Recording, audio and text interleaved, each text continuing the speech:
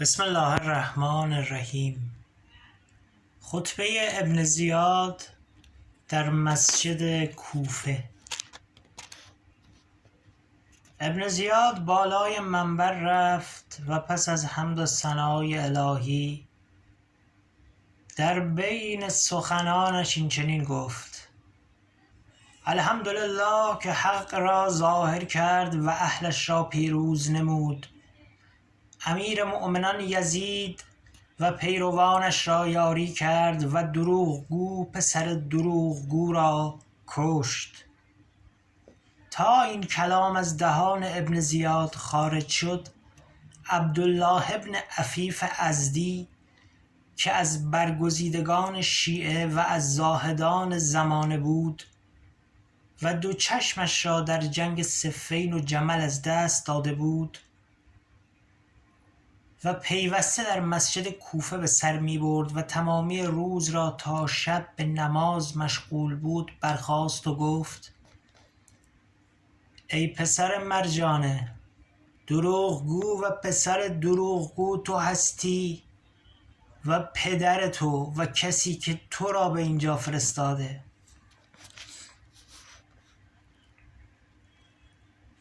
دروغگو و پسر دروغگو تو هستی و پدر تو و کسی که تو را به اینجا فرستاده و پدر اوست. ای دشمن خدا، آیا فرزندان رسول خدا را میکشی و بر بالای منبر مؤمنین این گونه سخن میگویی؟ ابن زیاد غضبناک شد و گفت: چه کسی این حرف را زد؟ عبدالله گفت: من بودم ای دشمن خدا. آیا ذریه پاکی که خداوند هر گونه پلیدی را از آنان دور ساخته میکشی و گمان میکنی که هنوز بر دین اسلام هستی؟ ای وای، کجایند فرزندان مهاجر و انصار تا از تو و آن طغیانگر که او و پدرش را پیامبر لعنت کرد انتقام بگیرند. ابن زیاد بیشتر عصبانی شد، به حدی که رگ‌های گردنش متورم شده و فریاد زد: او را نزد من آورید. نوکران ابن زیاد از هر طرف برای دستگیری عبدالله هجوم آوردند. در آن حال بزرگان قبیله ازد که پسر عموهای عبدالله می شدند او را از دست مأمورین گرفته و از مسجد خارج کرده و به خانه اش رساندند. ابن زیاد دستور داد: بروید و آن کور قبیله ازد را که خدا دلش را هم کور کند نزد من بیاورید. سربازان ابن زیاد حرکت کردند. وقتی قبیله ازد متوجه شد، به همراه قبایل یمن جمع شدند تا مانع دستگیری بزرگ قومشان شوند. خبر به ابن زیاد رسید. قبایل مضر را به فرماندهی محمد ابن اشعث برای جنگ با آنها فرستاد. جنگ شدیدی بین آنها در گرفت تا آنجا که تعدادی از اعراب در این میان کشته شدند. خلاصه نیروهای ابن زیاد به در خانه عبدالله رسیدند، در را شکستند و به خانه او حمله کردند. دختر عبدالله خطاب به پدرش فریاد زد: از همان جایی که میترسیدی وارد شدند. عبدالله گفت: آنها با تو کاری ندارند، شمشیر مرا برایم برسان. او شمشیر را به پدرش داد. عبدالله از خود دفاع میکرد و این اشعار را میخواند: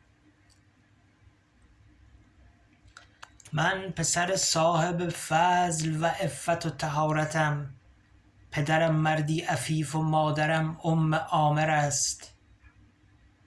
چه بسیار از جنگ جویان و قهرمانان شما را به درک واصل کردم. دختر عبدالله می گفت: پدر جان، ای کاش من هم مرد بودم تا امروز همراه تو با این فاجران که قاتلان خاندان نیک هستند می جنگیدم. نیروهای ابن زیاد دور تا دور او را گرفته بودند و او همچنان از خود دفاع می کرد و هیچ کس جرأت نزدیک شدن را نداشت و از هر طرف که قصد حمله را داشتند دخترش می گفت پدر جان از آن طرف می خواهند حمله بکنند.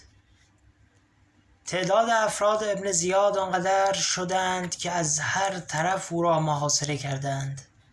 دخترش فریاد میزد وای از ذلیلی، پدرم را احاطه نمودند، در حالی که یاوری ندارد تا او را یاری کند.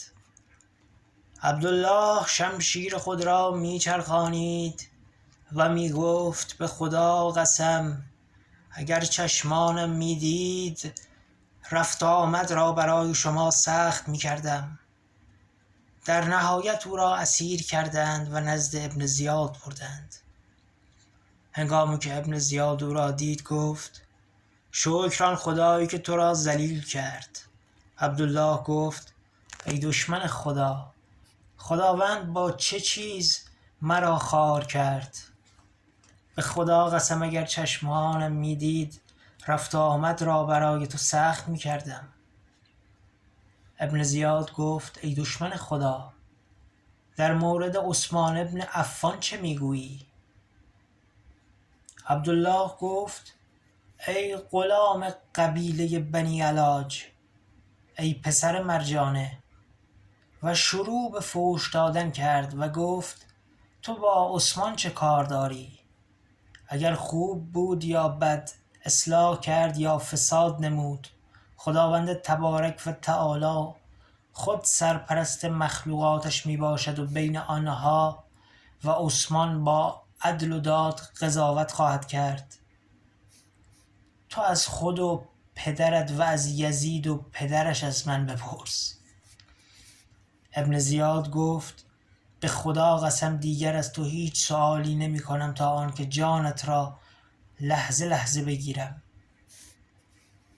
عبدالله ابن عفیف گفت الحمدلله رب العالمین، من قبل از آن که تو از مادر متولد شوی از خداوند میخواستم که شهادت را روزیم کند و از خدا خواستم که شهادتم را به دست ملعون ترین و مبغوض ترین مردم انجام شود. وقتی که نابینا شدم دیگر از شهادت مایوس شده بودم و الان خداوند را شاکرم که پس از این ناامیدی شهادت را نصیبم کرد و به من نشان داد که دعای مرا مستجاب کرده است. ابن زیاد گفت گردنش را بزنید. گردن عبدالله را زدند و بدن پاکش را در سبخه به دار آویزان کردند. ذکر ما هست دائم العقاد بر ابن زیاد، لعنت و بر حسین خون خدا صلوات.